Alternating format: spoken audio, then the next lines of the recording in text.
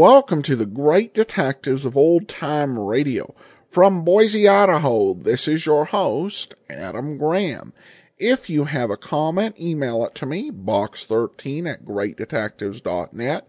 Follow us on Twitter at Radio Detectives, and become one of our friends on Facebook, facebook.com/Radio Detectives. Well, today is the last day we'll be doing a listener support show. You can send us donations through Monday and have access to the special thank you gifts. But this will be the last day we're focusing on it. I do want to thank those who have supported the campaign, including John, Richard, and Tim. We'll send access to the premium site, as we do with all donations. Plus, during our listener support campaign, any donation of $20 or more will receive a choice of 7 ebooks I've written, plus 1 additional thank you gift. At the $20 level, we can send along All I Needed to Know I Learned from Dragnet as an ebook. And at the $100 level, can send you Dragnet 1967, 68, 69, or 70, or the full-length 1954 Dragnet movie that aired in theaters for Warner Brothers. Full details, including a list of all available thank you gifts, are at support.greatdetectives.net, and you can donate there as well. You can also mail in a donation to Adam Graham, P.O. Box 15913, Boise, Idaho 83715. It's important that the check's made out to me, and include your email address. Also include a mailing address if you'd like to receive a physical item. Full details again, support.greatdetectives.net. Well, now it's time for today's episode of Dragnet. The original air date, February 23rd, 1950. And the title, The Big Grifter.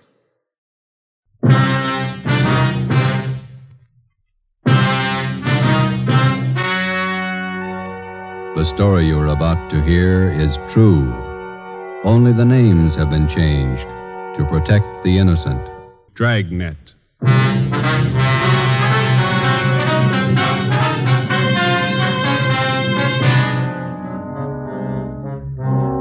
You're a detective sergeant. You're assigned to bunco detail. An expert confidence man has resumed operations in your city. His criminal record dates back 35 years. He's a master in the art of the gentle swindle. Your job, stop him.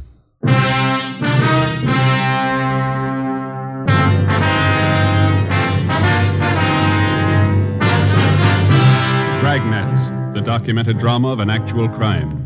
For the next 30 minutes, in cooperation with the Los Angeles Police Department, you will travel step by step on the side of the law through an actual case from official police files. From beginning to end, from crime to punishment, Dragnet is the story of your police force in action. It was Tuesday, July 28th. It was warm in Los Angeles. We were working the day watch at a bunco detail. My partner's Ben Romero. The boss is Thad Brown, chief of detectives. My name's Friday.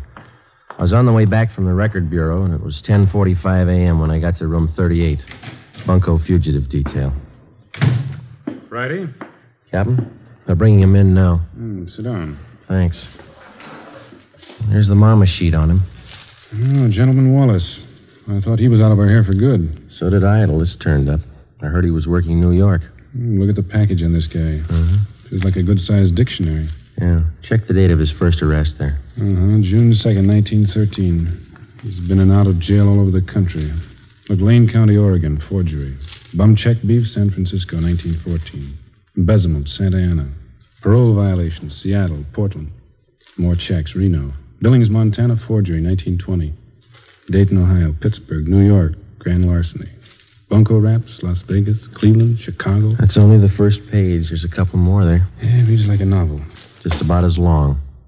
What's the story on Wallace this time? What have we got? He reached a couple of used car dealers Saturday. Took them for $2,000 each, and we can't touch him. Why not? How'd he work it? Well, Saturday afternoon, he went to a car lot on the corner of South 3rd and Washington, and he bought a 1948 Lincoln sedan. Showed him his identification, wrote a check for $1,500 for a down payment, and drove away. Another bum check deal. That's a little more than that.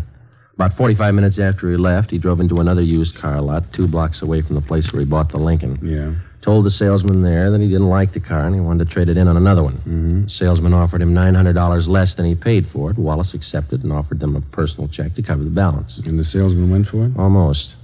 Wallace seemed so anxious to get rid of the car that the clerk got suspicious, but it was late Saturday and he couldn't call the bank on Wallace's check. So he called the place where Wallace bought the car. That's right. He found out that the sale was made less than an hour before and that Wallace had given them his personal check for it. Mm-hmm. And then the two used car dealers got on the phone, decided that Wallace was pulling a fast hustle, called a cop, and had him jailed. Mm-hmm. Hold that light a minute, will you? Mm-hmm. Thanks. Yeah, then what? Well, when the banks opened Monday morning, they called about Wallace's account. He had enough money in to cover both checks. Wallace got a lawyer and threatened suit against the two car dealers. He had both of them cold. They settled out of court for $2,000 apiece. Quick deal. Sounds like a master. He's been grifting for 35 years. Knows the con game any way they want to play it. We can't even book him on a VAG charge. He's got a job. And who's he working for? Plastic outfit out in Pasadena. Salesman. Is he registered under 5238? He is. No, just a minute. Yeah? All right, send him in. Romero, he's got Wallace with him. Oh. Captain? Ben? Wallace, this is Captain Bryce. Captain, I'm very happy to know you. I've heard a lot about you. Yeah. Sergeant Friday, how are you? We'd like to talk to you, Wallace. Sit down. Oh, well, thanks. It's warm out today. Mm-hmm. Perspiring. Now, what is it I can help you gentlemen with? Always glad to cooperate. You don't have to give us a build-up, Wallace. We're not buying. You know me better than that, Sergeant. No point in making this visit an unpleasant one. Cordiality, that's a secret. My mother always used to tell me that. She used to say... Look, mister, you're not here to get the keys to the city hall. You're here for investigation. I'm here out of courtesy, Captain. My lawyer informed me I didn't have to come. I don't believe in making enemies, that's all. For a guy that's not trying, you've done pretty well, haven't you? Now, how long do you plan to stay here in town? Los Angeles is my home. It's my place of business. That's fine with us, Wallace, just as long as it's honest. Now, let me hand you a piece of advice. You try copping any more jobs in this town, and we're going to lean on you, understand? I don't think I do understand, Captain. The incident with the used car dealers, I hope that isn't what upset you. You guessed it, and it better be the last caper you try around here for a long time. I had every right to take action against those car dealers. False arrest. They humiliated me. They damaged my reputation. Here's your reputation, Wallace. 35 years of it. 10 jail terms, larceny, bunco, forgery. Have you ever heard of rehabilitation, Sergeant? Oh, yeah. I did my time. I don't owe them a day. I got an honest job. I've been off the grift for years now. And take a hint, Wallace. Stay off. You'll do better. That's all, Wallace. Just remember, the next time we tag you, you're going to fall hard. You got it straight? Captain, I've been square since I got to town. I'm not switching. Is that it? That's all. Well, that wasn't so bad. Would you gentlemen care to have some lunch with me at the club? Just a snack? No, thanks. Sure, I can't persuade you. Club's just up the street. Fine food. Some other time, Wallace. Goodbye. Well, goodbye, Sergeant. Goodbye to you, Captain. Yeah. Well, we gave him the word. I don't know how much good it's going to do. What do you think, Skipper? There are two things about grifters. They never retire and they never change. Watch him. For the next 4 months, Charles Wallace was kept under surveillance. From his daily actions, there was nothing to indicate that he'd returned to his former profession of confidence man. From experience, we knew it was too good to be true. For a man who had worked the con game from every conceivable angle for as long as Wallace had, chances of his going straight amounted to less than 1 in 1,000. Just as a dope addict is a slave to drugs, the full-fledged con man or grifter is obsessed with the idea of swindling for a living. He loves his work, and he takes pride in it, just as much as a doctor, a lawyer, or any legitimate professional man. He has a life and a code of ethics all his own, even has his own language. The grifter's victims are wealthy, middle class, and poor, and many more than the average citizen imagines. Wednesday, December 1st, 1 p.m. Ben and I had lunch and checked back in at the office. Food's getting better at the cafeteria, don't you think? Beef stew is pretty good. You got an extra coat hanger in your locker? Oh, yeah. Yeah, here you are. Yeah, thanks. Hi, Conman. Joe, do you see this report the post office detail sent over? You mean that Lonely Hearts ad? No, this is a different one. Real twist. How you mean, Harry? Let me look, huh? Here. Barney Grant, that's the name he uses anyway.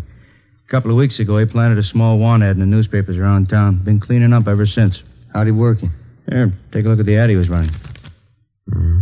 Remember, Tomorrow is the last day to send your dollar to Box 565, Main Post Office, Los Angeles. Was that all? That's all it took. Last couple of days, been getting about 40 letters a day from people in this city. With $1 in each one. Ad doesn't promise a thing. Just send your dollar. People send them. They picked the guy up, Harry?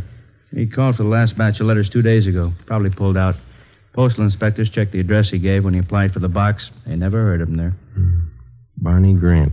Does that sound familiar to you, Ben? Little, yeah. Maybe R&I has a package on it. Mm-hmm. Friday, see you a minute? Right, Captain. Ben, you and Conman want to check that name through R&I? I'll be in with the skipper. Yeah, okay, Jack. Friday, close the door, will you? Sure. This is Mr. Sawyer. He's with the Western Central Railroad, Sergeant Friday. Sergeant? How are you? It's about Wallace, Friday. Mr. Sawyer has a complaint against him. We've got the crime report. Gentleman Wallace? Yeah. You want to fill him in, Mr. Sawyer? Well, Sergeant, I'm employed as a standards engineer for the Western Central Railroad. Wallace first approached me about a month ago. He said he was an inventor and he was working on plans of a new type of air brake for use on railroad cars. Mm-hmm. Go ahead. He said he'd conceived the idea, but that he needed more time and money to perfect his invention. He told me I'd share in half of the profits he got from his idea. It sounded more than fair. How much money did you give him? All I had in my savings account, $3,000. I talked it over with the wife, and the idea looked real good on paper. Yeah. I didn't expect to make too much money for myself out of this, but I thought that if I could get a hold of this braking system, it would certainly help the company out. Mm-hmm. He took your money and you haven't heard from him since. Well, I presented the plans to the chief specifications engineer in our eastern office. Yeah? I got an answer yesterday, airmail. Our New York office has been working for 2 years on exactly the same set of brake plans. And how'd he get a hold of them? From the Patent Bureau in Washington. Oh, the company has a patent pending on the new device. It's all legal, isn't it? Yes. He simply got the information from them, drew up an exact copy, and submitted them to me. He sold you an invention that your company already owned. Yes, sir. And I'm out $3,000. You know where Wallace might be now? We've checked the boarding house where he was staying. He left there last night. No forwarding address, nothing. We've got an all-out points bulletin on him. Do everything we can. Well, thank you, Captain. Sergeant Friday. Mm-hmm. You have my card. If there's anything I can do to help, please call. All right, Mr. Sawyer. Goodbye. So long. How long we're looking for, Joe? Well, let's see. What's that, Romero? On that phony ad the post office detail reported this morning. Check the name Barney Grant through the crime index. That's the name the guy used. Yeah? Oh, this is the package on Gentleman Wallace. That's right. His alias list goes for 3 pages. Read them again. Charles French, Walter Grant, Charles Grant, Barney Grant. That's right. Gentleman Wallace, Barney Grant, same guy. We got out a local broadcast, an APB, and a radiogram on Charles Gentleman Wallace. For a full month, there wasn't a sign of him. Then we received a communication from the Denver, Colorado Police Department. Wallace had cashed worthless checks in that city in the amount of $2,500, and then he'd skipped town. But before he left Denver, he managed another deal. He sold 30 cartons of electric razors, which 1, did not belong to him, 2, had been stolen from another con man and resold, and 3, the razors didn't work in the first place. The mechanisms had been taken out and replaced with lead weights. Another 60 days passed before we got the next report on Wallace from Cleveland, Ohio. By means of forged papers, 2 well-versed assistants, or ropers, and a fast line of talk, Wallace had sold a Cleveland hardware concern a shipment of 10-penny nails, much below the market price. He collected $1,200 as partial payment for the shipment, but it was never delivered. 8 a.m., Monday, March 3rd. Ben and I checked in for work after a weekend off and found a message in the book to report to Chief of Detectives Thad Brown.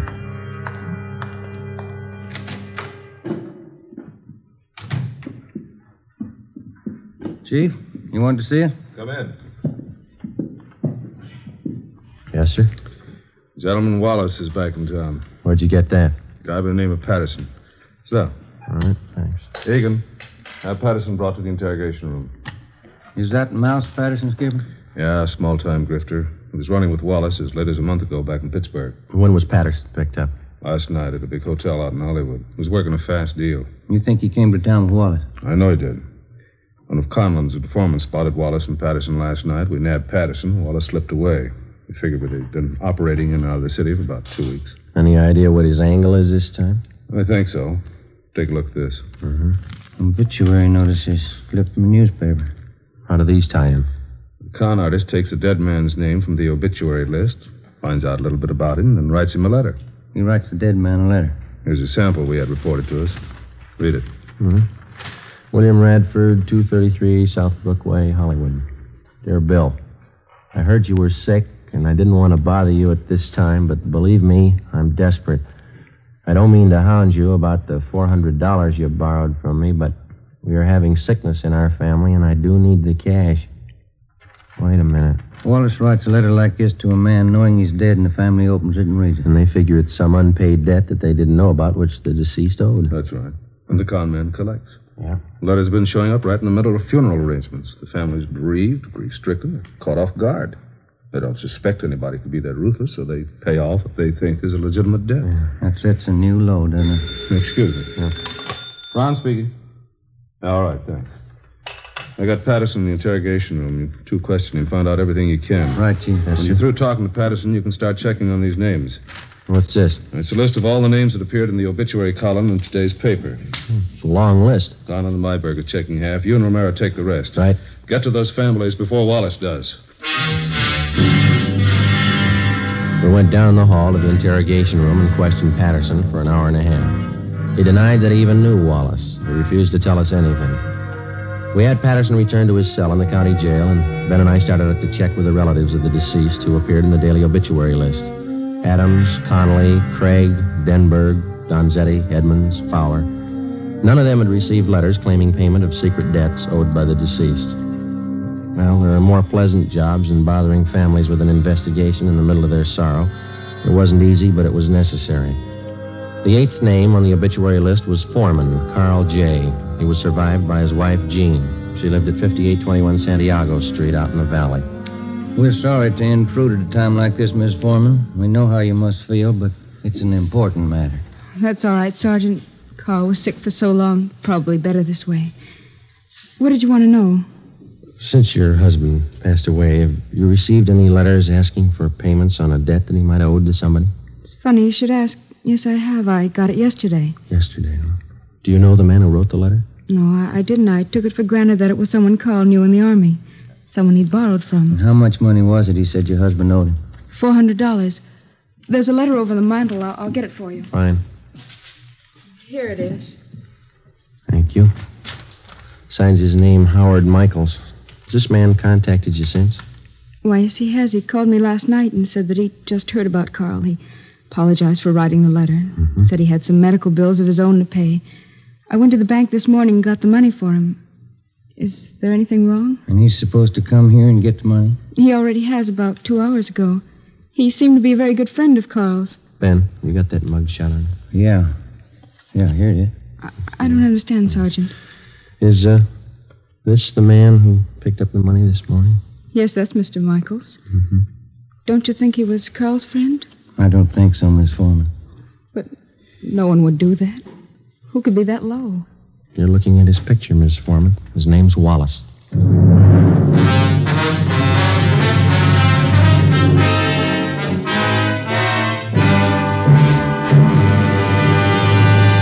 You are listening to Dragnet for the step-by-step solution to an actual police case.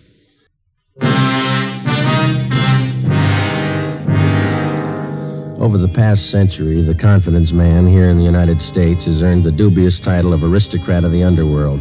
Among small-time thieves, cutthroats, dope peddlers, pickpockets, and similar small fry, he's looked up to and respected. The true con man does not consider himself a crook or a thief in the ordinary sense of the word. He's smooth, courteous, fast-talking, and he lives by his own code of rules. He never uses violence. He makes his living by his wits alone. Generally, he's far above average intelligence, and he's totally without a conscience. He thinks no more of fleecing a day laborer of his wages than he would of fleecing a millionaire. Because of their carefully planned operations, only a handful of confidence men are ever brought to trial.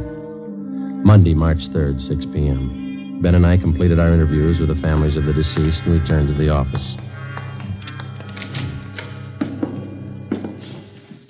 Hi, you two have any luck?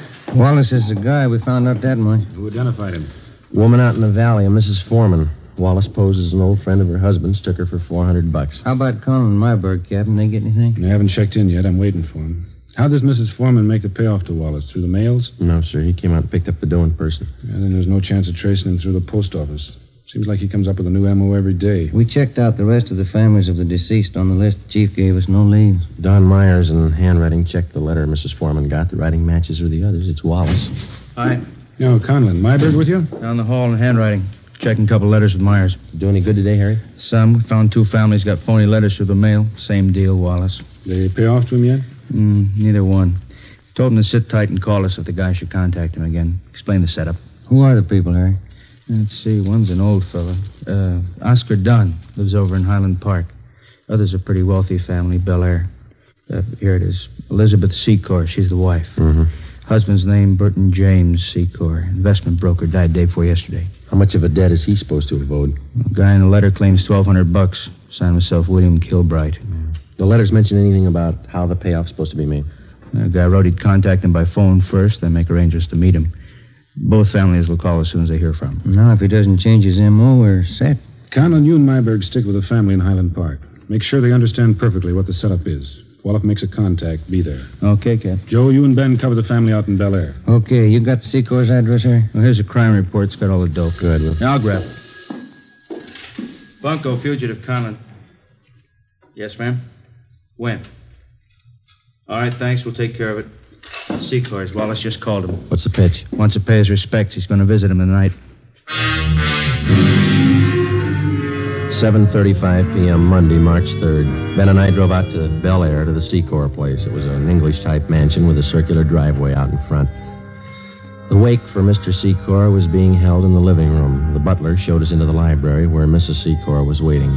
She told us everything that had transpired since she first received the letter from Wallace following her husband's death. She said Wallace had promised to be at her home promptly at 9 p.m. We waited. 9 p.m. came and went.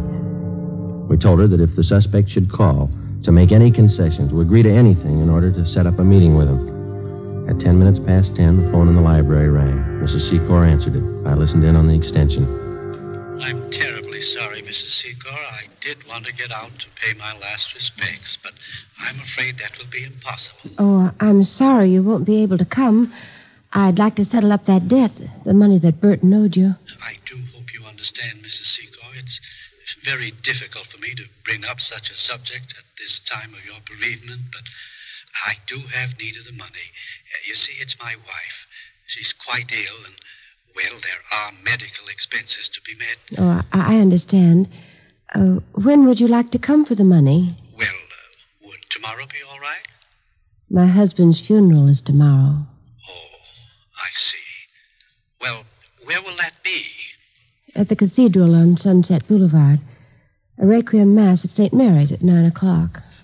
Well, since I don't want to bother you personally anymore, I wonder if it would be possible for you to leave the cash with the head usher there at the church. Well, yes, all right. I think that would be the best way. All right, then. Good night, and thank you. Yes, good night. I'm sorry. I know that's not easy for you. That's all right, Sergeant. It's strange, isn't it? What's that? One man burns out his whole life making money. The next man spends his time trying to steal it. What does it all mean? I don't know. We got 2,600 men down in the county jail. They all think they've got the right answer.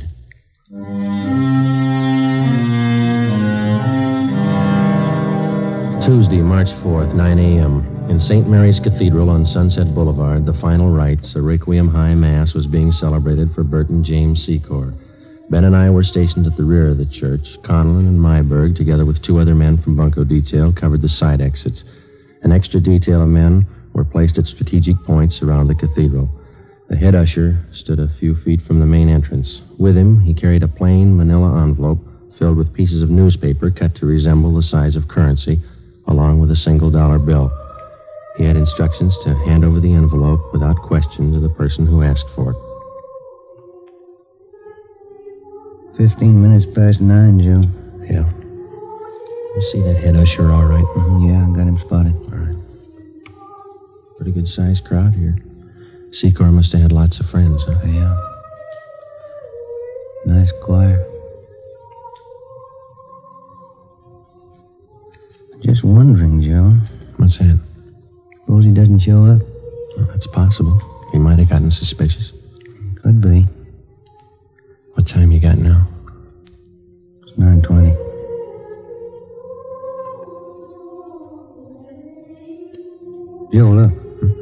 uniformed messenger just came in the door. Yeah.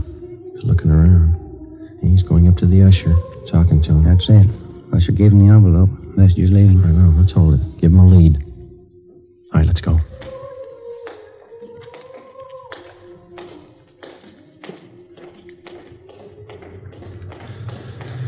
Now, let's go, Ben. Don't lose him. He's getting into that cab. Come on. Slide over. You got the cab number? Yeah, let's move.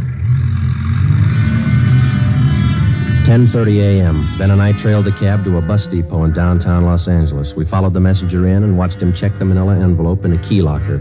We waited. At 11:45 a.m., another uniformed messenger entered the bus depot, picked up the envelope, and left. We followed him to the Union Railroad station, where he left the envelope at the traveler's aid desk. At 3 p.m., the envelope was still there, unclaimed. No sign, Joe. What do you think?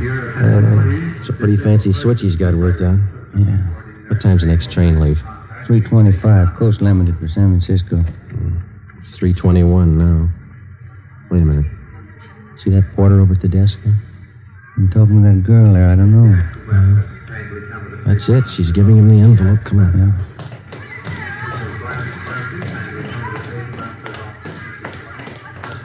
He's heading up the ramp. Yeah, let's hustle. You turn up the left? Yeah, passenger platform, coast limited. Not much time. Come on, run. Come on, Ben. Where'd the porter get on? Next car. Come on, run. Let's jump. This way. Through here. That the same porter? Yeah. He's knocking at the door to that compartment, handing in the envelope. That's it. Let's go. Yeah, it's locked. Knock. Yes? What is it? Conductor. Just a minute. What is this? All right, Ben. Now, look, Sergeant, there's no need for any unpleasantness. Certainly we can sit down and talk this thing over like intelligent human beings. Grab the luggage, will you, Ben? All right, let's go, Wallace. Look, will you wait a minute, please? I'm sure we can come to some agreement. I have plenty of money. Look, right here alone in this envelope, plenty of... There's only $1 here. The rest is newspaper. Yeah. I've been taken. So have a lot of people. Let's go.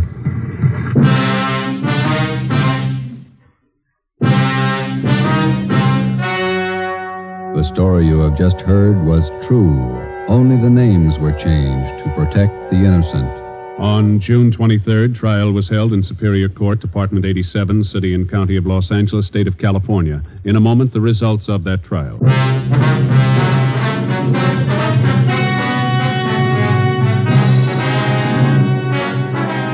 Charles Gentleman Wallace was tried and convicted on 4 counts of grand theft and sentenced to the state penitentiary for the term prescribed by law, with holds being placed on him by 4 other states. You have just heard Dragnet, authentic cases from official files. Technical advice for Dragnet comes from the Office of Chief of Police W.A. Wharton, Los Angeles Police Department. Dragnet wishes to thank the editors of True Detective magazine for their considerate appraisal of this program. For those of you who may be interested, the behind-the-scenes story of Dragnet appears in the March issue of True Detective. Tomorrow, hear the Ronald Colmans in the charming series Halls of Ivy on NBC.